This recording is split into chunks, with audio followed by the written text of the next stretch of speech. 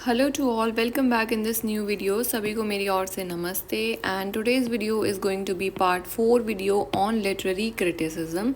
और इस वीडियो के अंदर हम सॉल्व करने वाले हैं 10 क्वेश्चंस एज यूजुअल। सो सीधा हम अपने पहले क्वेश्चन से शुरू करेंगे। If Aristotle says that the poet must imitate, ठीक है, अरिस्टोटल क्या बोलते हैं कि जो पोएट है उसको इमिटेट करना चाहिए, नकल करनी चाहिए थिंग्स दैट वर, ओके, जो पहले जो चीज़ें थी उनको कॉपी करना है। थिंग्स दैट आर नाउ, जो अभी जो चल रहा है उसको भी कॉपी कर लो तुम। थिंग्स दैट पीपल से एंड थिंक टू बी, ठीक है, जो लोग मतलब सोच रहे हैं या जिन चीज़ों के बारे में बोल रहे हैं, सोच रहे हैं, उनको कॉपी कर लो। और things that ought to be, या फिर चीज़ें कैसी होनी चाहिए आप उसके बारे में भी सोच सकते हो और उसका भी प्लॉट ले सकते हो। Then it means that his definition of imitation also refers to what.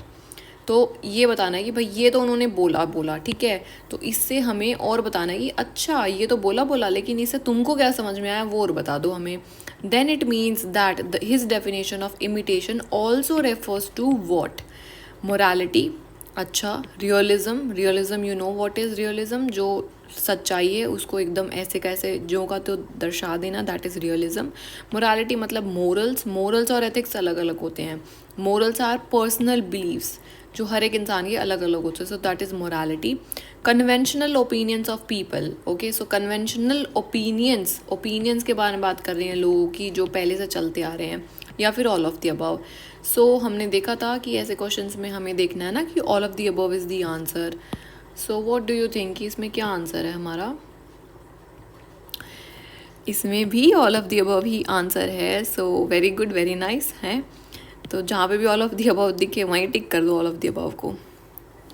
और इससे हमने पिछले वाला जो क्वेश्चन किया था, पिछले वाले जो क्विज़ में, तो इसमें भी यू हैव टू सी कि ऑल ऑफ द अबव ही इस पे टिक कर देना कि भाई सारे जगह से प्लॉट लिया जा रहा है, ठीक है, जो पहले की चीज़ें हो चुकी हैं उनसे आने वाली, और जो हम कुछ सोच भी सकते तो वहाँ से सब इमिटेट कर लो आप, ठीक है। So let's move to the next question. For Aristotle the most important feature of the plot is, तो किस चीज़ को वो प्लॉट का सबसे इम्पॉर्टेंट फीचर बोलते हैं? कौन बोलते हैं? एरिस्टोटल बोलते हैं। तो कौन सी चीज़ है उनके लिए जो सबसे ज़्यादा मायने रखती है एक ट्रेजेडी में, मतलब एक उसमें प्लॉट में? तो दैट इज़ दी, इसका आंसर क्या होएगा हमारा? देखो, सबसे पहले तो प्लॉट ही इंपॉर्टेंट है फर्स्ट नंबर पे अगर पूछा जाए। सेकंड नंबर पे जो है he talks about the unities, उन्होंने 3 यूनिटीज़ की बात करी है जिसको हमने लर्न किया था पिछले वाले क्विज में एज टैप, time, action and place. Okay, so these 3 are the unities जिसको अरिस्टोटल बोलते हैं कि that this is the most important feature of the plot. तो उनके प्लॉट में कुछ हो ना हो, तुमको 3 यूनिटीज़ ज़रूर मिलनी चाहिए, ठीक है। नेक्स्ट क्वेश्चन पे आते हैं। In order that there should be unity of action in a tragedy the plot must have a what. अगर हमें इंश्योर करना है कि जो प्लॉट है उसके अंदर यूनिटी ऑफ एक्शन हो, अगर हम चाहते हैं कि एक ट्रेजेडी के अंदर यूनिटी ऑफ एक्शन हो, तो जो प्लॉट है उसके अंदर क्या होना चाहिए? तो इसमें तो आप सबने ऑल ऑफ द अबव देख ही लिया होगा। सो ऑल ऑफ द अबव ही आंसर है। उसके अंदर एक बिगिनिंग होना चाहिए, एक मिडल होना चाहिए, एक एंड होना चाहिए, तभी तो आप हर चीज़ों को समय समय पे उसमें प्लेस कर दोगे ना, तभी तो वो एक ट्रेजेडी लगेगी आपको पूरा अच्छे से। नेक्स्ट क्वेश्चन पे आते हैं। The hero of the tragedy, जो ट्रेजेडी का हीरो है according to Aristotle, besides being a man of high status, उन्होंने अभी हमने पिछले वाले क्विज में किया था कि जो हीरो है ना ट्रेजेडी का वो कौन सा होना चाहिए? वो ऑर्डिनरी इंसान नहीं चलेगा, अरिस्टोटल को आम इंसान नहीं चलेगा, वो आम इंसान की कहानी सुनाना ही नहीं चाहते हैं, ठीक है।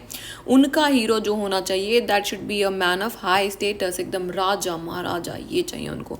रेपुटेशन, नोबल डिसेंट, इन बहुत विश्वास कर रहे हैं नोबल डिसेंट पे, और वो बोल रहे हैं कि अब उसको हीरो को ना कैसा होना चाहिए, क्या वो मोरली गुड हो, मतलब मन से अच्छा सच्चा इंसान हो, अप्रोप्रिएट हो, okay, we can consider appropriate, consistent and true to life. True to life का क्या मतलब है? मतलब जीवन के प्रति बहुत ही उसकी सच्चाई गहराई है। So that is like true to life. Consistent है अपने एक्शंस में, जो गलत काम कर रहा है नहीं, गलत काम नहीं भाई, जो अच्छे काम करना चाहता है वो उसमें कंसिस्टेंट हो, मेहनती इंसान सा हो। तो हमने इसमें भी ऑल ऑफ द अबव दिख लिया है और that is the correct answer. Delta option को फटाफट से टिक कर देना। So that is the correct answer. Next question पे आते हैं। Who first said that the poet is not only an imitator but also a creator. अब देखो, सबसे पहले मैंने बताया था ना, स्पा बताया था मैंने, स्पा में तो S stands for what? Socrates. P से क्या है? प्लेटो। एंड ए से क्या है? एरिस्टोटल। एरिस्टोटल के गुरु कौन है? प्लेटो। प्लेटो के टीचर कौन? सॉक्रेट्स। सोक्रेट्स ने कुछ भी नहीं लिखा, उन्होंने खुद से कुछ नहीं लिखा। उन्होंने सोक्रेटिक मतलब वो ऐसे सवाल जवाब करते रहे और अपने जवाब ढूंढते रहे, लोगों को समझाते रहे, और आखिरी में उनको लोगों ने बहुत ही भारी सज़ा दी। उन्होंने बोला कि भाई तुम हमें मत समझाओ, और उसको ही जहर पिला दिया। ठीक है, सोक्रेट्स को ही जहर पिला दिया, क्योंकि लोग कुछ सुनना ही नहीं चाहते हैं, और ख़ास करके जब वो सच्ची बात हो तो बिल्कुल भी नहीं सुनना चाहते हैं। फिर आए प्लेटो। प्लेटो ने कुछ कुछ वर्क्स लिखे। We have seen the works of Plato. Republic था जो कि उनका मोस्ट इंपॉर्टेंट वर्क था। फिर उसके बाद आते हैं एरिस्टोटल। अब देखो, जो प्लेटो है ना, प्लेटो फॉलोवर थे सोक्रेट्स के। तो प्लेटो सबसे पहले कुछ कुछ राइटिंग्स लिखते थे, लेकिन वो सोक्रेट्स के मतलब ऐसे सोक्रेट्स ने कुछ नहीं लिखा, तो फिर उन्होंने भी कुछ नहीं लिखा, और उन्होंने भी अपनी जो राइटिंग्स थी उनको जला दिया। और उन्होंने बोला कि जो ये है ना पोएट है, वो सिर्फ एक इमिटेटर होता है, नकलची बंदर है पोएट। ठीक है, बस वो नकल करता रहता है, और वो सारी नकल भी उसकी झूठी, पोएट भी झूठा, सब झूठा, पोएट का प्यार भी झूठा।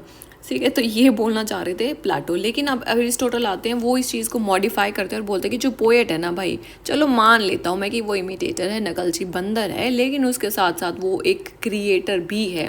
ऐसा किन्होंने कहा? एरिस्टोटल ने कहा। So Aristotle is the correct answer है। प्लेटो ने ऐसा कुछ नहीं बोला है। And we will look into the views of Pope and P B Shelley आगे आगे जैसे जैसे हम क्विज में बढ़ेंगे। नेक्स्ट क्वेश्चन पे आते हैं। Aristotle's main focus in the poetics is on what?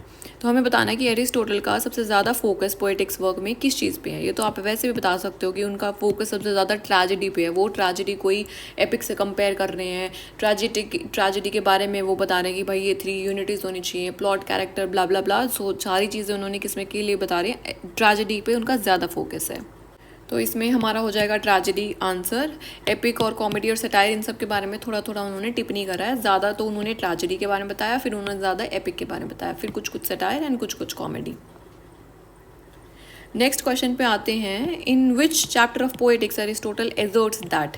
अब यहाँ एक स्टेटमेंट दी गई है जो एरिस्टोटल ने बोली है, और हमें बस बता देना है कि चुपचाप से ये कौन से चैप्टर में बोली है उन्होंने। ठीक है, तो यही हमारा काम है, और ज़्यादा हमें कुछ करना नहीं है इसके अंदर। पोएटिक्स वर्क इन्होंने लिखा, एरिस्टोटल ने लिखा। तो वो इस क्वेश्चन में क्या बोल रहे हैं पोएट्री के बारे में, कि जो पोएट्री है ना, more philosophical, more significant than history. ठीक है, तो वो बोलते हैं कि जो पोएट्री है, जो कविताएं हैं, वो हिस्ट्री से भी ज़्यादा अति सुंदर, अति फिलोसफिकल, अति सिग्निफिकेंट है, बहुत ज़रूरी है। और ये कौन से चैप्टर में वो ये बातें बोल रहे हैं हम सबको? सो दैट इज़ चैप्टर नंबर 9 में वो बोल रहे हैं। ओके, और एपिक से वो कंपेयर करते हैं चैप्टर नंबर 26 में। उस चीज़ को भी लर्न कर लेना बिल्कुल अच्छे से। तो 9 चैप्टर में वो हिस्ट्री को कंपेयर कर रहे हैं विद पोएट्री, और पोएट्री उनको ज़्यादा पसंद है देन हिस्ट्री।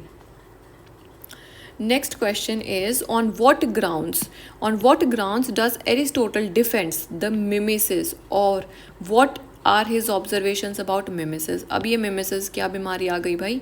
mimesis का मतलब होता है कॉपी करना या फिर इमिटेट करना, जो हम इतने टाइम से वर्ड पढ़ते आ रहे हैं ना, imitate and copy. So that is mimesis. अब वो कॉपी वर्ड से बोर हो गए, इमिटेट वर्ड से बोर हो गए, so they came up with a new term that is mimesis, कुछ नया दिखाने के लिए। तो बस इसमें हमें बता देना कि एरिस्टोटल के क्या व्यूज़ हैं। हमने देखा था कि जो प्लेटो वो तो बोलते हैं कि भाई कॉपी है, आर्ट कुछ नहीं और कुछ नहीं है, पोएट सिर्फ कॉपी करते रहते हैं। लेकिन यहाँ पर एरिस्टोटल बोलते हैं कि भाई कर रहे हैं लेकिन क्रिएटिव भी हैं। सो हम इसका आंसर बता पाएंगे। Mimesis is the fundamental to our nature as human beings. चलो हो सकता है, लाइक हम कॉपी करते रहते हैं हर चीज़ों की, हम खुद तो कुछ ओरिजिनल है ही नहीं। जैसे हमारे माँ बाप सिखा देते हैं, जैसे हमें स्कूल सिखाते हैं, तो हम वही हो जाते हैं, और हमें लगता है कि नहीं भाई मैं अलग हूँ, सबको लगता है मैं अलग हूँ, लेकिन तुम कुछ नहीं हो, तुम सब सारे मतलब including me.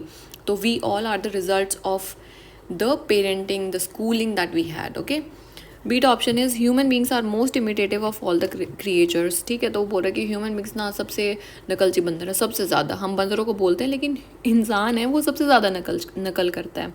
Besides this the first learning experiences take place through mimesis. और जो हम पहली चीज़ें कुछ भी सीखते हैं, जैसे अपने माँ मम्मा से कुछ सीखते हैं, पापा से कुछ सीखते हैं, they are because of the experiences that we have with different people. अगर कुछ भी बच्चा है, अगर वो कुछ भी उल्टा सीधा बोले जा रहा है, तो दैट मीन्स कि वो जो बच्चा है ना, उसकी संगति ही ऐसी है, इसलिए उसकी हरकतें ऐसी हैं।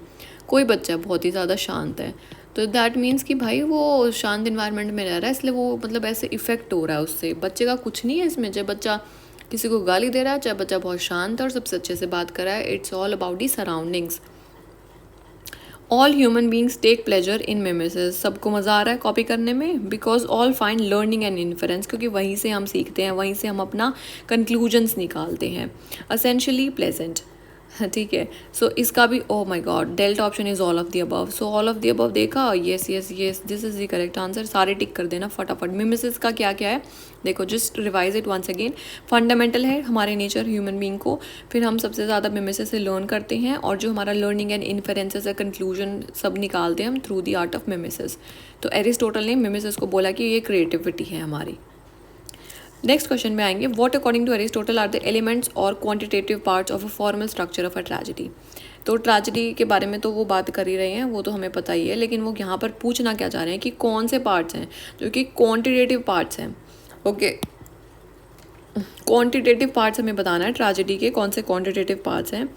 Okay, so all of the above, इसमें भी हमारा ऑल ऑफ द अबव ही आंसर होगा। Prologue, episode, exode, parode and stasimon. तो वो इन सारे चीज़ों के बारे में बात करते हैं। प्रोलॉग का तो आपको पता है, जब कोई पोएम शुरू हो रही है, शुरू में जो लाइंस आ रही हैं that are called as prologue, है ना। एपिसोड्स, उसके अंदर जो डिफरेंट डिफरेंट एपिसोड्स है दैट आर एपिसोड्स। एक्सोड और पेरोड को we will look it here, just read it here, कि जो प्रोलॉग है ना is that part of tragedy which precedes the parode, यानी कि प्रोलॉग पहले आ रहा है, पेरोड आ रहा है उसके बाद ऑफ द कोरस। कोरस मतलब जब लोग ग्रुप में आकर के कुछ कुछ गा रहे हैं, so that is called as a chorus. It provides the audience with the summary of the past events that have led up to the play. तो वो पिछला बैकग्राउंड बताएंगे कि इन इन घटनाओं की वजह से आज हम यहाँ पर ये वाला प्ले कर रहे हैं। So they are build pace and prepare the audience for the entrance of the central character. और वो पहले से ही, मतलब सेंट्रल कैरेक्टर जब आने वाला है उससे पहले ही वो स्टेज को और ऑडियंस को शांत कर लेते कि भाई देखो अभी आने वाला है हमारा कैरेक्टर, और कुछ कुछ उसका हवा बना देते, लाइक स्टोरी बता रहे हैं कि ताकि लोगों को इंटरेस्ट आए और वो देखना चाहते हैं हीरो को अपने। नेक्स्ट में क्या आएगा, तो episode. Episode is the part of tragedy which has no choric song after it, ठीक है। एपिसोड में क्या है, कोरिक सॉन्ग नहीं होएगा उसके बाद। एपिसोड एक ऐसा पार्ट है, प्रोलॉग में कोरस हो रहा है, इधर नहीं हो रहा है एपिसोड में। नेक्स्ट में क्या है, of the choric part parode is the first individual utterance of the chorus. तो सबसे पहले जब कोरस आएगा तो वो पहले कुछ जिस चीज़ को बोलेगा, तो that is called as the parode. अगली क्या टर्म हमने देखी थी, सेटिसमॉन। सेटिसमॉन क्या है, is the choric ode. Ode, you know what is ode, जब किसी की प्रशंसा में या फिर जब हम किसी की प्रशंसा में कोई कविता लिख देते, तो that is an ode without anapaest or trochaic tetrameters, ठीक है। So trochee is a okay, so ये आगे की बातें हैं। सैटिसमन मतलब जस्ट लर्न द टर्म, ठीक है। सैटिसमन कोई तुमसे पूछने नहीं वाला कि उसमें एनापेस्ट है कि उसमें ट्रॉकी टेट्रामीटर्स है, इतना डिटेल में नहीं आता है। बस थोड़ा सा प्रोलॉग हो गया, एपिसोड हो गया, तो सैटिसमन टर्म को लर्न कर लेना। एंड प्रोलॉग तो पता ही चल गया है क्या है, बिल्कुल एकदम पेरोड, यू नो पेरोड समझ में आ गया है। एपिसोड हो गया, तो ये सारे जितने भी पार्ट्स हैं, so these all are the quantitative parts of a formal structure of a tragedy. Last question पे, so let's come to the last question of today's video. Which are the arts according to Aristotle which uses rhythm है, tune है, metre है। तो किस चीज़ में हमें देखने को मिलता है कि वहाँ पर रिदम है, वहाँ पर ट्यून भी है और वहाँ पर मीटर भी है। So again you will see all of the above. Tragedy में है, एपिक में भी वो बात कर रहे थे इस चीज़ की, एंड कॉमेडी में भी है, और इसमें नॉमिक पोएट्री में भी है। सो यहाँ पर भी ऑल ऑफ दी अबव। थोड़ा out of the box question है, लाइक अनयूजुअल सा क्वेश्चन है। I also haven't seen such type of question in the exam, like ये वाला टाइप का तो नहीं मिला ऐसा वाला। जैसे कि ऑल ऑफ दी अबव है इसका answer according to Aristotle. Rhythm है, ट्यून है, मीटर है, और जो बाकी 7 पार्ट्स हैं we are going to discuss that in other class also.